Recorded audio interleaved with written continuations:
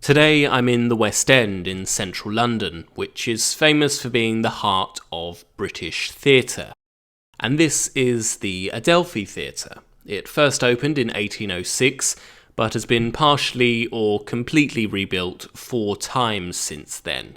But today we're going back to the 1890s, when William Terrace was a regular performer here. Terrace was one of the most popular actors of his time and became the Adelphi's leading man, starring in a series of melodramas. Around this time, he became acquainted with another actor named Richard Archer Prince. To put it politely, Prince's acting skills weren't at the same level as Terrace's. In fact, Ralph Croydon, a theatre manager who hired him to play a few small roles, said, "I found Prince absolutely incapable of playing any part. He did not know any of the words and he was ridiculously dramatic. He said his brain was gone and that I'd better close the theatre till the Tuesday. I then left him with the stage manager to see if he would improve, and upon my coming back, the manager had stopped the rehearsal as it was impossible to do anything with him. I then told him that it was impossible for him to take any engagement at all, and sent him away."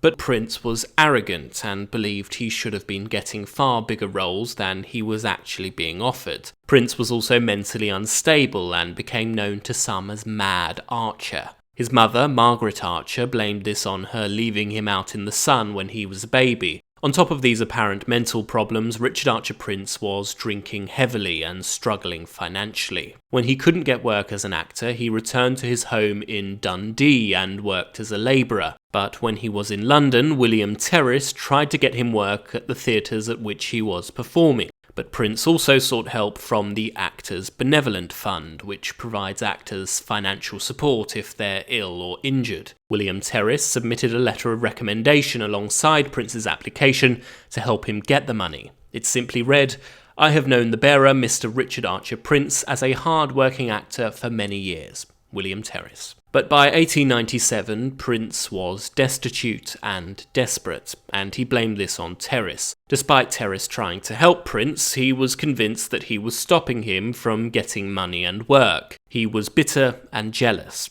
In his mind, this successful, beloved actor was stopping him from living his dream of becoming the same. On the 13th of December, Prince was seen arguing with Terrace in the foyer of the Vaudeville Theatre, which is just a few doors down from the Adelphi. He was kicked out. The following evening, the two were again seen fighting in Terrace's dressing room at the Adelphi, where he was performing at the time.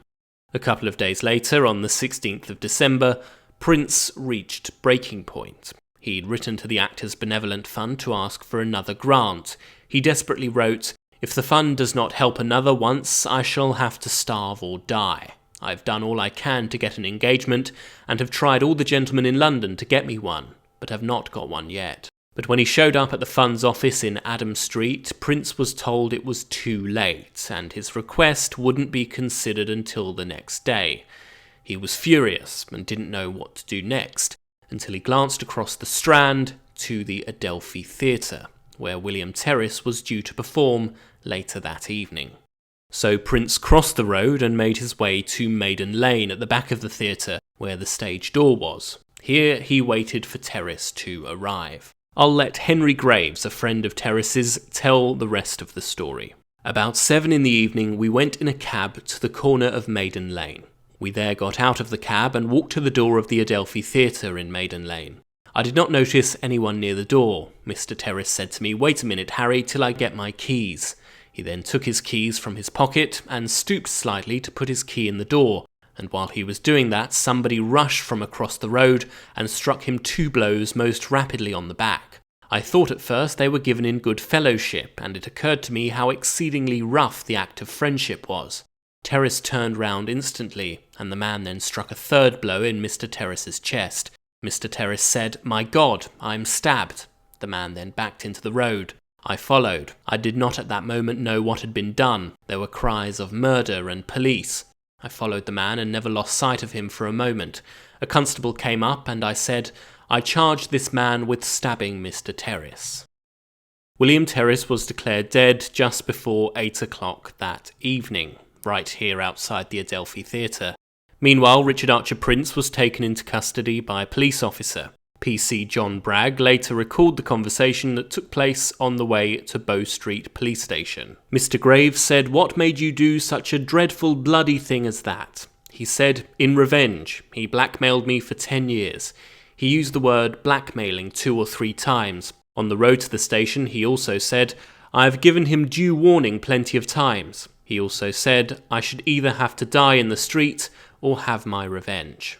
At the police station, Prince was handed over to Inspector George Wood. He recalled the interaction. He had an Inverness cape on, and he threw it back and drew the knife out. There were bloodstains on it. I took the knife. He said, "That is what I stabbed him with. He had due warning, and if he is dead, he knows what he had to expect from me. He prevented me from getting assistance from the Actors' Benevolent Fund today, and I have stopped him." I wrote that down at the time he was at the station. Shortly afterwards, I heard that Mr. Terrace was dead, and the prisoner was charged with the willful murder of Mr. Terrace. The charge was read over to him in the usual way. He said, "All right." At the station, the prisoner appeared to be perfectly calm and collected. Prince told police he was being blackmailed by Terrace, and this became an important phrase at his trial because it was something he'd claimed before. He'd previously accused multiple people of blackmailing him, and when his own mother was informed about his arrest and refused to speak to him, he reportedly said, "I did not think she would.